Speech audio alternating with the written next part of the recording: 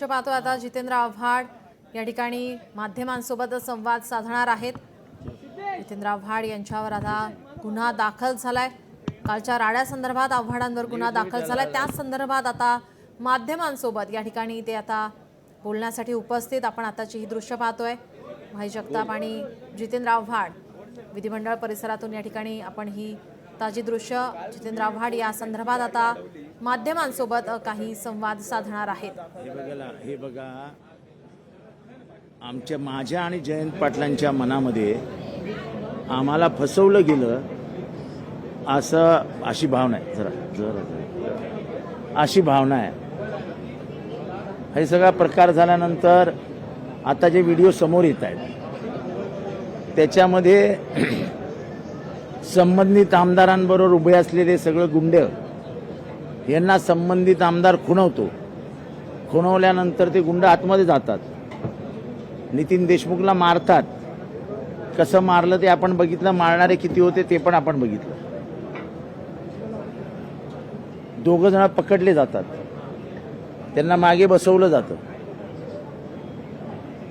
त्याच्यानंतर आम्हाला अध्यक्ष सांगतात की मी रात्री सोडून देईन। सचिव मला बोलून सांगतात रात्री तुम्ही जा, आपण हे सगळ्यांना सोडून देऊ। आम्ही आग्रह धरत नाही, समोर पकडले गेले किती आहेत, काय झालंय, काय नाही। अचानक मला फोन येतो की त्याला अरेस्ट केलं, म्हणून मी इथे आलो। पोलिसांना विचारलं काय अरेस्ट केलं।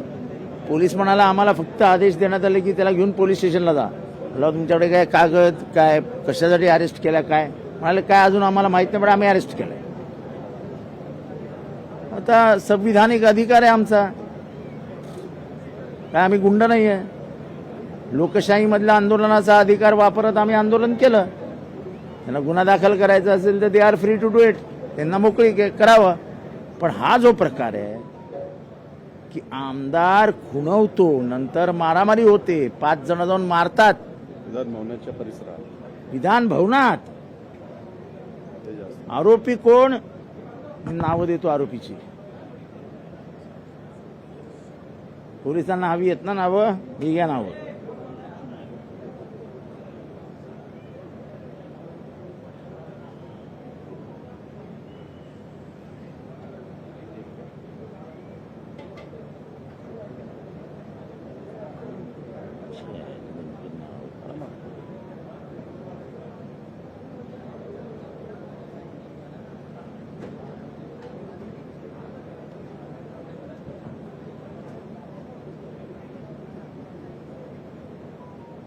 गणेश विठ्ठल भूते हा नोन क्रिमिनल आहे। भिंगेवाडी आटपाडी, ऋषिकेश टकले,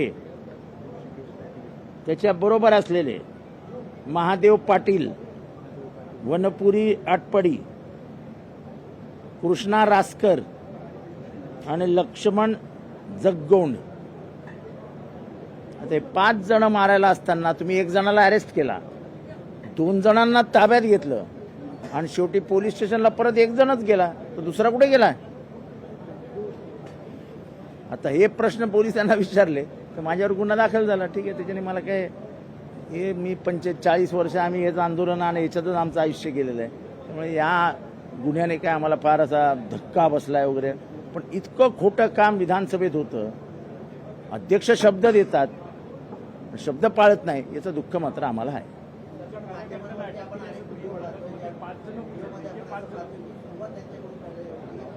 हे तुम्ही सगळे पत्रकारी कालपासून मला सांगताय की सुरुवात त्यांच्यापासून झाली, सुरुवात त्यांनी केली।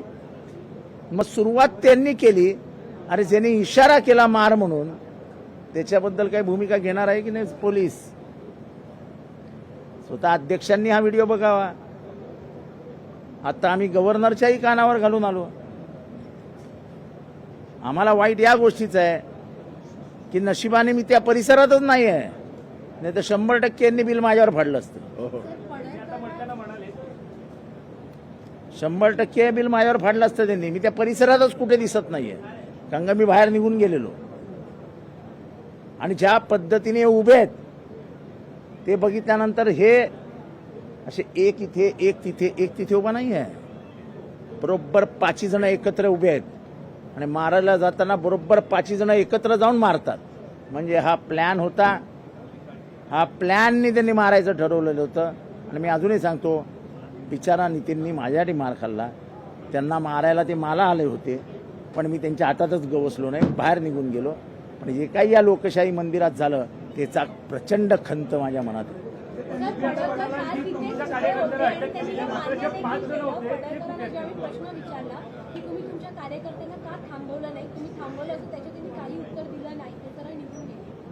अरे ते त्या व्हिडिओमध्ये सगळं दिसतंच ना.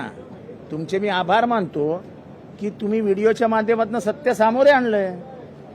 आणि काही पत्रकार ओपनली बोलतायत की त्यांनी सुरुवात केली. अजून काय? तुम्ही आता म्हणालात तुमचा कार्यकर्ता त्याला अटक करण्याचं तुम्हाला खून आहे, म्हणजे 5 जण जे आता होते त्याबाबत कोणाची पाठराखण होते? 5 जणांचं काय बोलायलाच तयार नाहीत ना. पोलीस बोलायला तर मी आता नावं घेतलीत.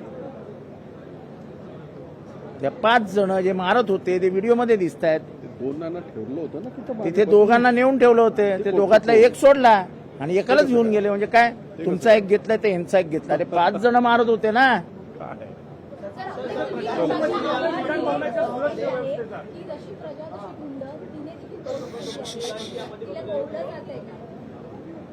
तुम्ही पत्रकारांनी सगळं डिटेलमध्ये वाचा. तिच्यावर घाणेरड्या पद्धतीने माझ्या पोरीवरती अतिशय घाणेरड्या पद्धतीने ट्विट केलं गेलं आहे. तिच्या नवऱ्याबद्दल ट्विट केलं गेलं आहे. तिचा आंतरधर्मीय विवाह आहे. तिचा नवरा हा ख्रिश्चन धर्मीय आहे. त्या तिच्या लग्नाबाबत तिच्या नवऱ्याबाबत ट्विट केलं आहे. आता पोरींना म्हणजे माझ्या लेकीला जर टार्गेट करणार असतील, मला काय त्याच्याने फरक पडत नाही. माझी लेक कशी आहे, तिचं लग्न कसं आहे, तिचा नवरा कसा आहे मला माहिती आहे. अरे काय काय प्रकार आहे. सुप्रियाताईच्या पण नवऱ्याबद्दल बोलायचं, तिच्या सासूबद्दल बोलायचं. बोलणारा कोण? हाच आमदार. शरद पवार साहेबांबद्दल बोलणार कोण? बोलणार हाच आमदार. म्हणजे याला सगळं माफ आहे का? ह्यांनी कोणाच्याही चारित्र्यावर बोलावं, ह्यांनी कोणावरही बोलावं, याला सगळं माफ आहे. या सगळ्या घडल्या प्रकारामुळे विधान भवनाच्या सुरक्षा व्यवस्थेवरती प्रश्न उपस्थित झाले. आज केवळ आमदारांना हे बघा, हे आम्ही पहिल्यापासून सांगतोय, फक्त आमदारांना सोडा. येताना दिसतंय तुम्हाला कोण कसे येत आहेत, किती माणसं घेऊन येत आहेत. बरं झालं ना ते आले, पिक्चरमध्ये आलं ना कोण आले, कोणाबरोबर आले आणि कोणी मारलं. Chronology of the event speaks.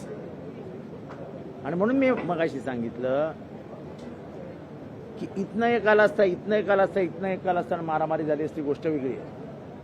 5 जण एकत्र उभे आहेत. संबंधित आमदार तिथे उभा आहे आणि तो खुणवतो आणि नंतर ते 5 जण मारतात. हे खूप बोलकं आहे. हे ठरवून झालेलं आहे. आणि जर असं होणार असेल की तुम्ही खुनाचा आरोपी, मकोकाचा आरोपी 5-5 जण एकत्र गँगअप करून उभे राहणार असाल आणि त्याच्यानंतर मारहाण करणार असाल तर आम्ही सुद्धा सुरक्षित नाही.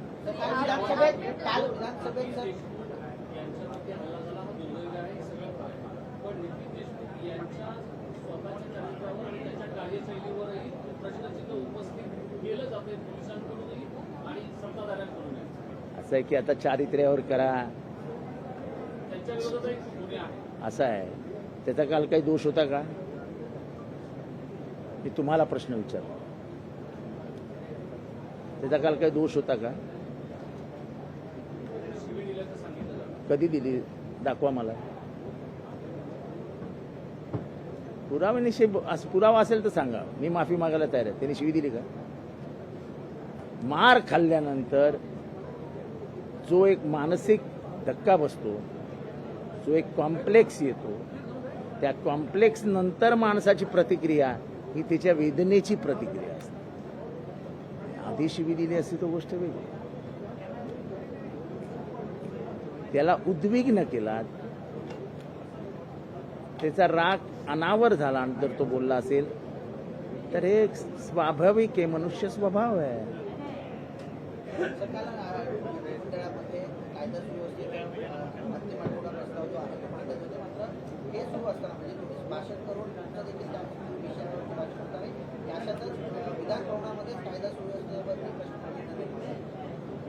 आम्ही तेच सांगतो ना की तुम्ही म्हणजे 5-5 गुंड घेऊन आतमध्ये येताना दिसताय, ते 5 गुंड तुमच्या बाजूला उभे राहिलेले दिसत आहेत, तुम्ही त्यांना खुणवता दिसताय आणि ते जाऊन मारताना दिसत आहेत. बस एवढं खूप आहे. पोलीस काय करणार आहेत, काही करणार नाही. सत्ताधारी पक्षाचे गुलाम आहेत पोलीस, त्यामुळे आमच्याकडे फार अपेक्षा नाही. जो लेना इधर लो, मैं उधर आके नहीं दूंगा. आप पे अटैक करने का प्लान था, ऐसे भी आपने कहा क्या कुछ कर देखो, जिस तरीके से वो खड़े हैं, जिस तरीके से उनको इशारा किया जाता है और जिस तरीके से वो आगे बढ़ के किसी को पीटते हैं, इसका मतलब वो खड़े क्यों थे? प्लान से ही खड़े थे. जितेंद्र आवाड नहीं मिला, चलो उसका कार्यकर्ता है सामने, मारो. मारा उन्होंने. हमको दुख इस बात का है, अरेस्ट 2 जन को किया जाता है यहां से, 1 जन को रात को लिया जाता है, दूसरा कहां गया? अगर विधान भवन के हमले में भी आप राजनीति करते हो तो बहुत शर्मनाक बात है. वो ठीक है, आंदोलन का केस होते रहता है. मैं कार्यकर्ता हूँ, पॉलिटिकल कार्यकर्ता हूँ. ये उन केस से मुझे कोई ना रोना, कुछ करेगी नहीं ये सरकार. ये सरकार ही इसको प्रोत्साहन दे रही है. So you met the governor. You just met the governor. वरिष्ठ नेत्याने टोमणेबाजी, दुसऱ्या पक्षाच्या लोकांना टोचून बोलणं, काहीतरी आक्षेपार्ह वक्तव्य करणं, याची जी सुरुवात झाली, या सुरुवातीच्या बद्दल आणि हे जे वातावरण चिघळत चाललंय, या सगळ्याला ही टोमणेबाजी वगैरे जबाबदार नाही सांगतो. तो आंदोलन करणं हा विरोधी पक्षाचा अधिकार आहे. तुम्ही बघत नाही का पायऱ्यांवरती आणि तोंडावरती बोलतात ना. म्हणून काय चड्डी बनियान गँग बोललो म्हणून ते चड्डी बनियान ज्यांचा फोटो लावला होता त्यांनी बाहेर येऊन मारामारी केला काय? ते दुसऱ्या दिवशी गुंड घेऊन आले काय? फोटो लावून आंदोलन झालं ना चड्डी बनियान गँगचं. मग काय झालं? लोकशाही मराठी ऐका, पहा, जागरूक रहा.